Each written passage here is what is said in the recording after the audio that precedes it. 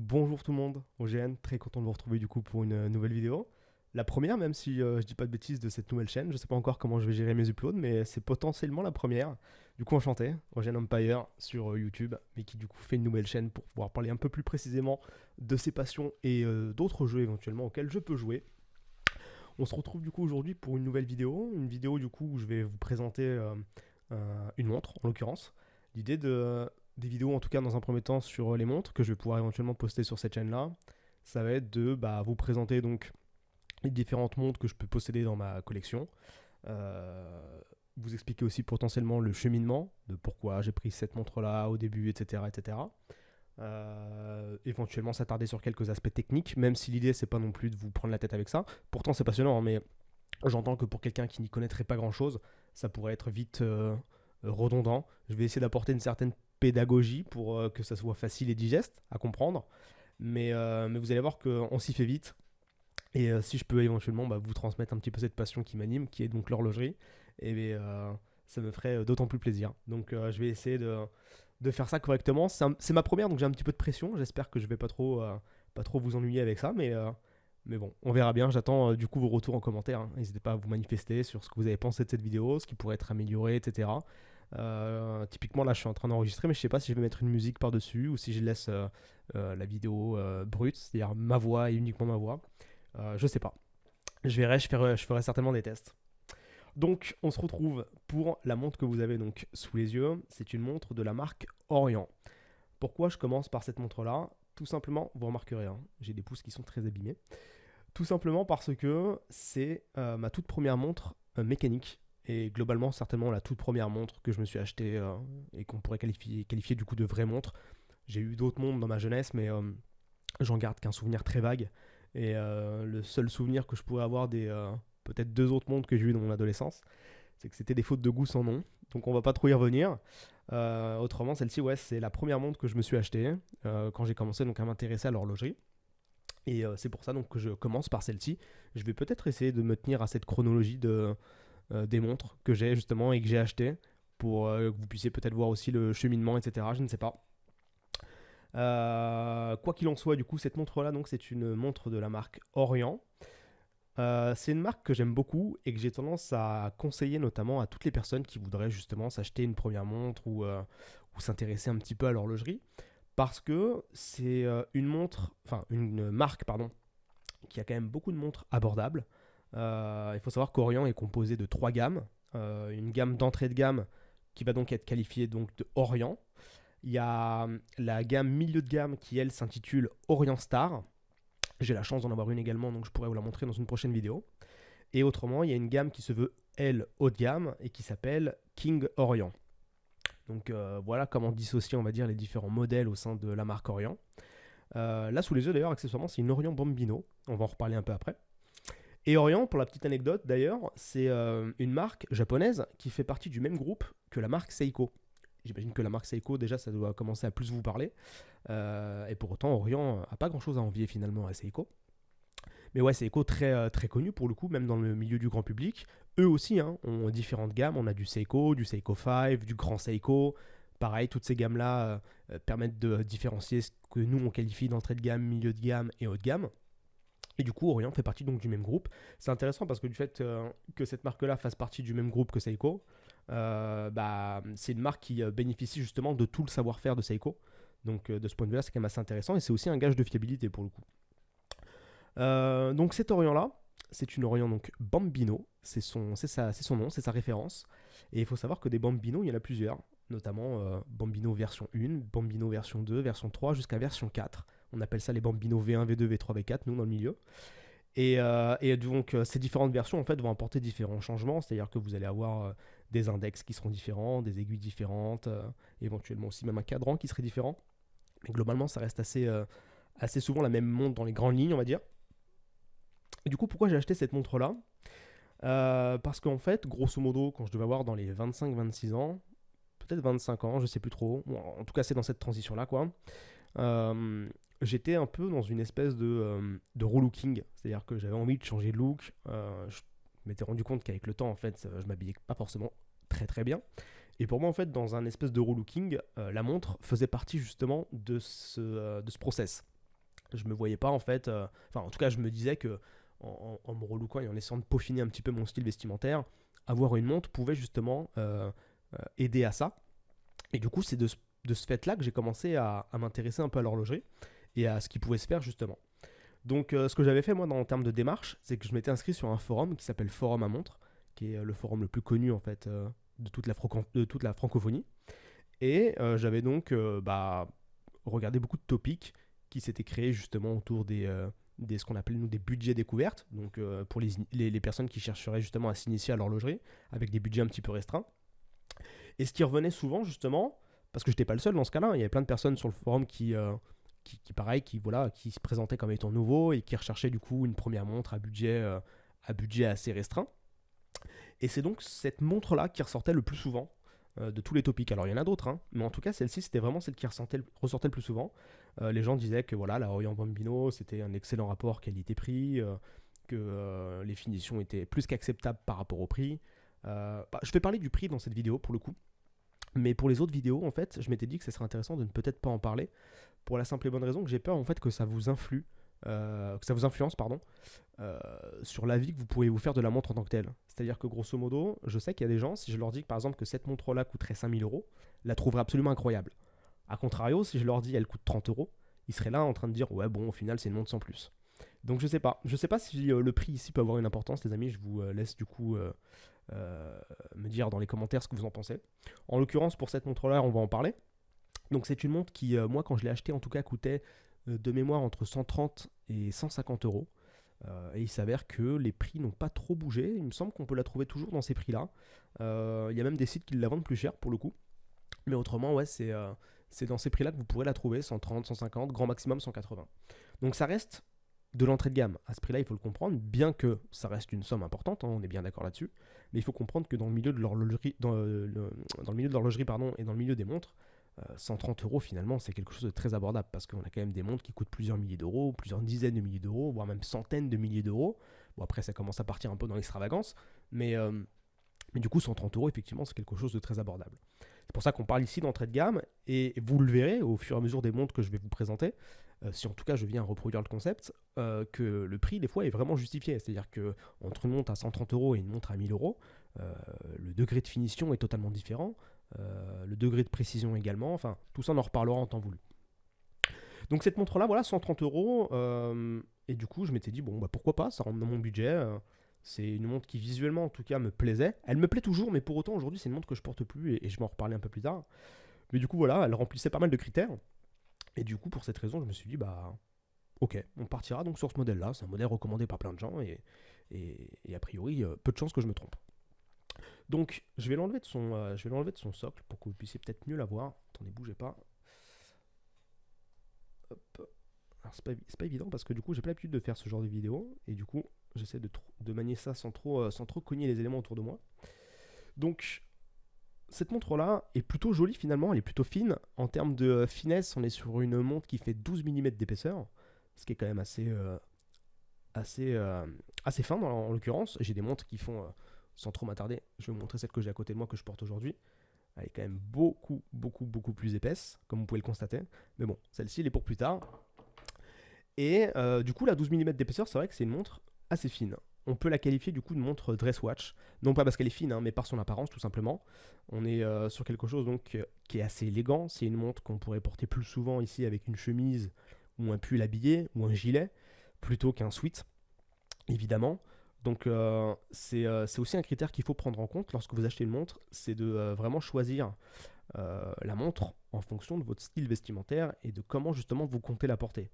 Donc, et typiquement moi aujourd'hui je m'habille de manière qui fait que je peux plus vraiment, je peux de manière générale, mais autrement c'est pas mon style vestimentaire au quotidien, mais ce genre de montre un petit peu dress watch, je peux plus vraiment les porter parce que bah mon style a un petit peu évolué vestimentairement parlant et c'est pas quelque chose que j'affectionnerais particulièrement de porter une dress watch au quotidien. Quoi qu'il en soit, c'est une montre assez jolie, donc 17 mm d'épaisseur, comme je vous le disais. On est sur un diamètre de 40,5 mm. Alors quand je parle de diamètre comme ça, c'est l'ouverture de cadran. C'est-à-dire que, attendez, je regarde si j'ai pas une petite aiguille à côté de moi. J'ai rien préparé, hein. Je sais pas si je vous l'ai dit, mais je suis en pleine impro. Non, j'ai rien malheureusement. Mais grosso modo, quand on parle d'ouverture de cadran, c'est tout simplement de l'extrémité du cadran, justement la partie blanche, à l'autre extrémité. Pardon. Donc là, on parle de 40 mm. C'est ça qui va faire en fait que la montre va être plus ou moins grosse. Et c'est une donnée qui pour le coup est très importante parce que si vous voulez, votre poignet fait une taille. Ok, mon poignet il est là, vous le voyez. Et grosso modo, si vous avez une montre trop grosse par rapport à votre poignet ou une montre trop petite par rapport à votre poignet, et ben ça peut vite avoir un effet disgracieux. Et pour cette raison, il est important de trouver son millimètre idéal, son ouverture de cadran idéale pour que justement plus tard, vous puissiez porter la montre correctement sans que ça fasse trop de tâches en fait, tout simplement. Ok. Donc voilà, 40 mm,5. C'est une taille pardon, assez, c'est une taille assez standard, on va dire. Disons qu'aujourd'hui, ouais, la mode, entre guillemets, si on peut dire ça comme ça va surtout tourner autour des 40, 41, 42 mm pour les montres qui se veulent modernes. Autrement, pour les montres qui se veulent vintage, donc les montres qui datent d'il y a plusieurs dizaines d'années en arrière, elles ont souvent des diamètres plus bas en fait. C'est-à-dire que ça va être du 38, 37, 36 mm. Et justement, cette montre-là, elle reprend un petit peu des codes de montre vintage de par son design. Et je me demande si, au final, ils auraient peut-être pas dû la proposer en 38 ou en 39 mm plutôt qu'en 40 pour gagner du coup, pour réduire un petit peu la taille de celle-ci et la rendre peut-être encore plus élégante. Parce que j'ai tendance à croire qu'une montre petite est de par définition donc élégante. Je sais pas, c'est un avis personnel, dites-moi ce que vous en pensez. En l'occurrence, je pense que c'est la limite. Plus grand, ça aurait été un problème. Et du coup, ce que j'ai beaucoup aimé, ce que j'aime toujours d'ailleurs sur cette montre-là, c'est principalement du coup son cadran. Alors, je sais pas si vous vous en rendez très très bien compte à la caméra, mais on est sur un cadran qui se veut blanc, mais c'est un espèce de blanc un petit peu nacré. Je vais essayer de vous trouver peut-être le bon reflet, bougez pas. Je sais pas si ça va être possible. Peut-être que là on s'en peut-être que là on s'en rend compte. On est sur un cadran qui se veut blanc nacré. C'est un cadran qui est très joli. Je vais peut-être même zoomer, je pense. Bougez pas. Hop là. Ouais, là je pense qu'on s'en rend pas mal. On s'en rend pas mal compte. Donc c'est un cadran blanc nacré, c'est pas du blanc mat, ce qui lui donne du coup justement un espèce de petit jeu de lumière des fois avec le soleil ou même avec les lumières ambiantes qui est plutôt joli pour le coup. Moi c'est quelque chose en tout cas que j'aime beaucoup. Les aiguilles aussi que j'aime beaucoup, c'est des aiguilles qu'on qualifie d'aiguilles dauphines, qui pour le coup rentrent parfaitement en compte et parfaitement dans les codes d'une montre dress watch à apparence vintage. Les index par contre, m'en voulez pas, mais j'ai complètement oublié de comment on appelait ce genre d'index, donc malheureusement je pourrais pas vous le dire. On a une date aussi qui est très bien intégrée au cadran, je trouve, avec un petit contour noir. C'est plus que joli. Franchement, non, c'est une montre qui est très bien conçue, en tout cas, elle est très élégante. Et pareil, le logo, regardez, le petit logo juste au-dessus du Orient là. On a deux lions autour d'une couronne. C'est un logo qu'on appelle un logo en applique. Donc c'est pas un logo qui est peint directement sur le cadran, mais un logo qui est justement appliqué sur le cadran. Et ça fait toujours son petit effet aussi. Hein. J'ai tendance, moi, en ce qui me concerne, à vraiment préférer les logos appliqués comme ça. Je trouve que c'est vraiment très joli. Pareil, des fois, il y a des petits jeux de lumière qui rendent la chose vraiment, vraiment sexy. Donc, non, il y a vraiment pour le prix, encore une fois, avoir un logo appliqué sur une montre à 130 euros, je vais pas dire que c'est un miracle, mais c'est vraiment, vraiment pas tout le monde qui le propose. Donc, de ce point de vue-là, c'est vraiment cool. Ils ont fait du beau boulot là-dessus. Ouais. Ils ont clairement fait du beau boulot là-dessus. Vous avez une petite couronne qui n'est pas vissée. Petite couronne qui reprend pareil le logo de chez Orient. Vous pouvez le voir ici. Hop. Et pourquoi je dis qu'il n'est pas vissé? Parce qu'il y a des couronnes qui sont des fois vissées et des couronnes qui ne sont pas vissées. C'est-à-dire que là, si je veux la régler, la montre, j'ai juste à tirer, hop, et là tout de suite la couronne vient vers moi. Et donc derrière, donc de ce fait, je peux régler l'heure.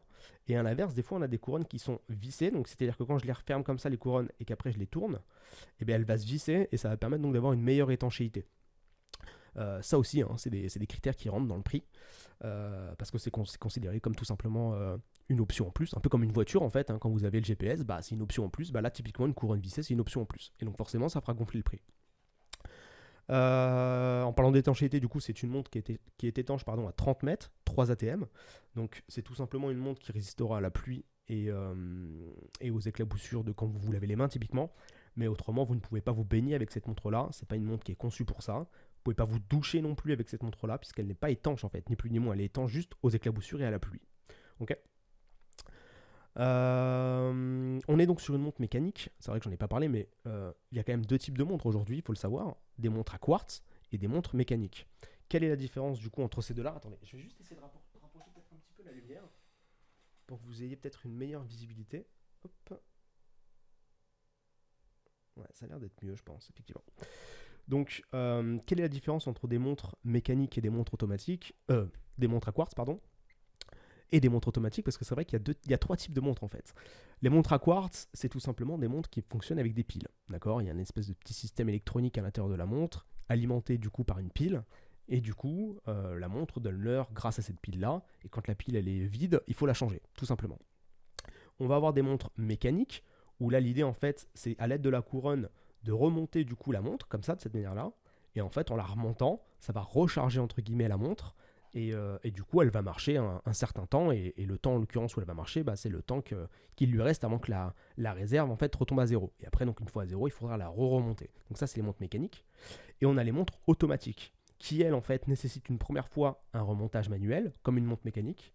Mais du coup, après, quand vous la portez à votre poignet et que vous bougez, en fait, il y a un espèce de rotor que je pourrais vous montrer sur d'autres montres, puisque là, des fois, on peut avoir des montres qui sont transparents et du coup, on peut voir le mécanisme. Là, en l'occurrence, c'est pas le cas. Mais du coup, ce rotor, quand vous bougez avec votre poignet, va remonter la montre continuellement. Et du coup, vous avez une montre qui marche de manière perpétuelle, sans jamais s'arrêter. Et c'est surtout ce mode de mécanisme-là qui, pour le coup, aujourd'hui est très populaire. Du coup, excusez-moi, je viens de recevoir un petit message. On a aussi un verre bombé sur cette montre-là qui lui donne du coup, pareil, une espèce de petit relief plutôt intéressant. Pareil, il y a plusieurs types de verres. On a du verre minéral, on a du verre saphir, on a aussi des fois des verres en plexiglas. Ils ont tous un intérêt, tous des inconvénients. En l'occurrence, le problème du verre minéral, comme c'est le cas sur cette montre-là, c'est que c'est certainement l'un des verres le plus fragile. Donc en termes de choc, typiquement, c'est une montre qui pourrait être amenée à se casser. Donc il faut y faire vraiment pour le coup très attention. À l'inverse du plexiglas, pardon, qui lui se casse pas, pour le coup il se raye beaucoup. Et le mieux étant à mon sens la solution du verre saphir, puisque le verre saphir pour le coup c'est un verre qui est traité, qui va résister à la fois aux rayures mais aussi au choc beaucoup plus facilement que le verre saphir, que le verre minéral pardon. Donc voilà, c'est encore une fois des critères qui rentrent en compte lorsque vous achetez une montre, savoir ce que vous préférez, verre minéral, en plexiglas ou verre saphir. Mais comprenez bien qu'il y aura des avantages et des inconvénients sur tout type de verre. Donc, et ça aussi, c'est des critères qui font augmenter le prix pour le coup. Typiquement, une montre qui est équipée d'un verre minéral, eh bien, elle coûtera forcément moins cher qu'une montre équivalente qui, elle, est équipée d'un verre saphir en fait. Donc, encore une fois, un détail qui rentre dans le prix. Quoi dire d'autre sur ce modèle-là? Par rapport au bracelet, typiquement, c'est... alors, le bracelet est qualitatif, si on veut être honnête. Je vais dézoomer un petit peu. Hop. Le bracelet est qualitatif, on est sur un bracelet en cuir imitation croco. C'est pas du croco, hein, mais ça reste bel et bien du cuir. Il est assez rigide, mais pour le coup, il prend assez bien le pli au bout de quelques temps. Mais globalement, je le trouve assez moche, pour le coup, si je vais être honnête avec vous. Et pourtant, je l'ai porté comme ça pendant des années. Hein. Je l'ai porté comme ça pendant des années. Mais c'est peut-être aussi parce que du coup mes goûts évoluent, je sais pas. Mais je trouve le bracelet assez grossier, il est épais, il est un petit peu bombé. Alors ça c'est un style parmi tant d'autres, hein. Mais je sais pas, je suis pas validé. Enfin, j'ai du mal en fait maintenant avec ce bracelet. Je me verrais plus la porter comme ça en tout cas si je venais à la porter. Je pense qu'elle mériterait de peut-être justement changer le bracelet. Et l'avantage justement quand on a des montres, c'est qu'on peut le faire. Hein. C'est-à-dire que vous avez la possibilité de changer les bracelets, de les habiller comme bon vous semble, pour justement trouver le combo idéal. Ouais, ça vaudrait peut-être le coup que je le change, un de ces quatre, peut-être. Peut-être que justement je pourrais y retrouver de l'attrait pour cette montre-là, parce qu'aujourd'hui je la porte plus. Je pense que le bracelet y est pour beaucoup. C'est aussi parce que justement les dress watch, c'est plus forcément ce qui me plaît. Mais pour autant, je pense qu'un petit bracelet peut-être en tissu, ou je sais pas, ça pourrait être intéressant. Il faut savoir que cette montre-là, elle existe dans d'autres coloris. Hein. C'est-à-dire qu'elle existe aussi dans un boîtier couleur or. Alors, sans pour autant que ça en soit, hein, mais l'acier, en tout cas, lui, serait couleur or. Il y a des cadrans noirs également, autant sur le boîtier en or que le boîtier en acier argent. Donc, il y en a pour tous les goûts. Je vais essayer de vous mettre peut-être, lors du montage, des photos des différentes versions de Bambino pour que vous puissiez voir un petit peu la différence. Je sais que sur la version 4, par exemple, les aiguilles sont plus les mêmes. On n'est plus sur des aiguilles Dauphine, mais on est sur des aiguilles bâton. Donc c'est tout simplement des petits bâtonnets. On pourrait croire que c'est une petite différence, mais finalement c'est une différence qui fait beaucoup de choses parce que le cadran n'est plus du tout le même. Et typiquement, moi, les aiguilles bâton, sur ce modèle de montre-là, en tout cas, je suis pas forcément fan. Je préfère largement ce genre d'aiguille Dauphine qui, à mon sens, est beaucoup plus réussi. Et du coup, ouais, c'est une petite montre qui m'a accompagné pendant, je dirais, une bonne année et demie facile, hein, avant que j'en achète une autre. La seconde que j'ai achetée, justement, c'est une Orient Star que j'essaierai de vous présenter dans une autre vidéo et qui, pour le coup, vous le verrez, hein, elle a plein d'autres atouts que celle-ci du coup n'a pas, et ce qui va expliquer du coup la différence de prix. Mais autrement, c'est une montre qui quand même a fait le job. J'imagine qu'elle plairait à beaucoup de personnes. Il y a beaucoup de gens en fait qui, de manière générale, sans s'y connaître vraiment et sans avoir un goût travaillé ou même avoir trouvé leur propre style, vont s'intéresser de base à ce genre de montres, des montres un petit peu dress watch, etc. Parce que c'est souvent comme ça, j'ai l'impression qu'on imagine une montre. Je ne sais pas ce que vous en pensez, dites-le moi en commentaire, mais j'ai le sentiment que globalement, quand on imagine une montre, on pense plutôt à ça. Alors que, à contrario, et je vais vous la montrer, mais encore une fois, on va pas trop s'attarder dessus, à contrario, bah, il y a aussi des montres qui ressemblent à ça. Et du coup, bah, vous le voyez, hein, c'est pour le coup bien différent. Il n'y a rien y a rien qui les rassemble, hein. C'est-à-dire qu'on a un bracelet caoutchouc contre un bracelet cuir, 41 mm ou 42 je crois contre 40, des aiguilles qui n'ont strictement rien à voir, un cadran qui n'a rien à voir, enfin la lunette n'a rien à voir. Et je pense que c'est intéressant justement de vous présenter toutes les montres que j'ai dans ma collection parce qu'il y en a vraiment pour tous les goûts. Et, euh, et ouais, il y a matière à en parler. Donc globalement, c'est une montre très intéressante. Je vais la mettre au poignet pour que vous puissiez peut-être vous rendre compte de comment ça rend. Bougez pas.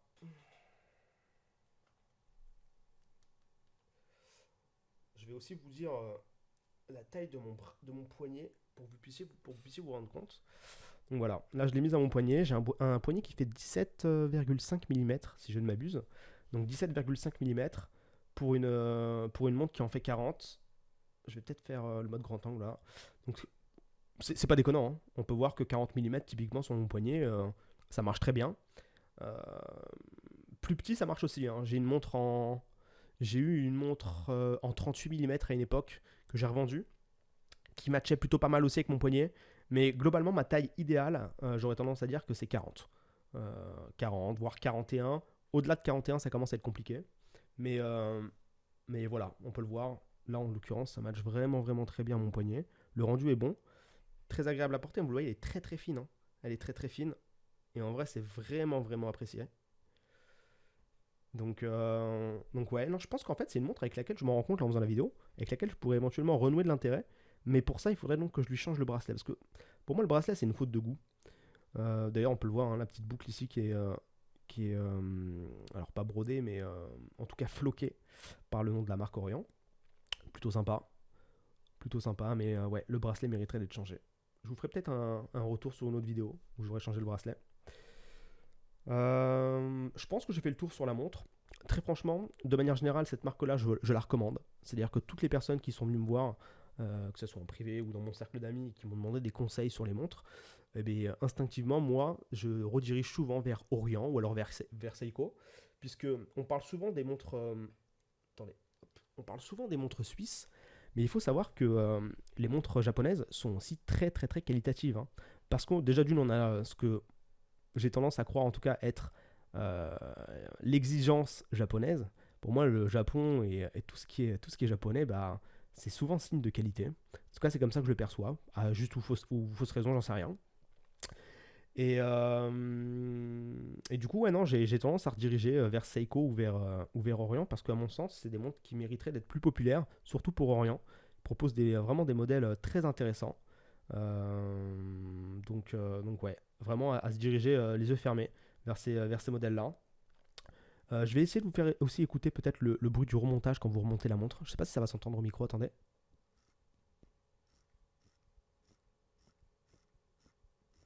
Voilà, donc ça c'est le bruit que ça fait quand on remonte la montre. Le bruit est différent et la sensation est différente selon les mouvements, puisque du coup, bah, encore une fois, si je dois reprendre la montre qui est à côté de moi à droite, typiquement si je la remonte, le feeling, le bruit sera absolument, absolument pas le même. Mais ça c'est tout simplement dû aux différents mouvements. Il faut savoir que les mouvements, donc, c'est tout simplement le moteur qui va permettre donc de faire marcher la montre, que chaque marque a son propre mouvement, que des fois il y a des mouvements génériques qui pourraient se retrouver du coup chez plusieurs marques. Et c'est tous ces mouvements-là différents qui vont justement apporter toutes les différences de précision des montres. Il faut savoir que les mouvements, c'est aussi ce qui permet du coup d'afficher la date en l'occurrence, puisqu'il y a des mouvements qui se disent sans date, d'autres au contraire qui permettent d'afficher la date. On en reparlera certainement dans d'autres vidéos, peut-être une vidéo dédiée à ça, aux mouvements, aux différents mouvements. C'est ce qu'on appelle aussi plus particulièrement des complications. Donc les complications, typiquement la date ici, c'est une complication. C'est-à-dire qu'au-delà d'avoir l'heure avec l'aiguille des secondes, j'ai la date. Et ça, c'est une complication ajoutée. Et par conséquent, cette complication ajoutée permet aussi de faire monter le prix. Euh, j'ai des fois des montres qui pourraient avoir une autre complication, comme par exemple la phase de lune. Ça aussi, c'est une complication qui, à terme en tout cas, ferait augmenter le prix. Donc voilà. Je ne sais pas trop quoi penser de cette vidéo. Je l'ai faite complètement à chaud sans avoir préparé le sujet. Dites-moi ce que vous en avez pensé. Je pense que j'ai fait le tour de ce modèle. Et dites-moi aussi, c'est très important, je pense, pour la suite des vidéos, si je devais en faire d'autres, ce que vous pensez des fourchettes de prix. Est-ce que vous pensez que c'est nécessaire? Moi, j'ai peur que ça vous influence beaucoup dans la vie que vous pourriez avoir d'une montre. Typiquement, je trouve que celle-ci, c'est une montre qui mérite d'avoir de l'intérêt. Et du coup, si c'était une montre à 20 euros, est-ce qu'elle aurait eu l'intérêt peut-être qu'elle aurait suscité derrière? Je ne sais pas. Je ne sais pas. Donc pareil, j'attends votre retour là-dessus. Et je pense qu'on est bon. Je suis pas forcément à l'aise avec le format, hein. C'est quelque chose de nouveau pour moi, vous l'aurez remarqué. Moi à la base je suis streamer, hein. Je suis pas youtubeur, donc des vidéos comme ça post-production, c'est pas forcément le sujet que je maîtrise le mieux. Mais on va essayer de s'y faire, hein. L'idée c'est de s'entraîner, de s'améliorer. Il y a un proverbe qui dit c'est en forgeant qu'on devient forgeron, dédicace à Edge of. Donc voilà. Je vous dis du coup à la prochaine les amis. Portez-vous bien d'ici la prochaine vidéo. Je ne sais pas quelle sera la prochaine vidéo d'ailleurs. Mais en tout cas, j'espère que c'est une vidéo qui vous aura intéressé un minimum. Et j'essaierai d'apporter peut-être plus de précision dans les prochaines. À la prochaine. Ciao ciao.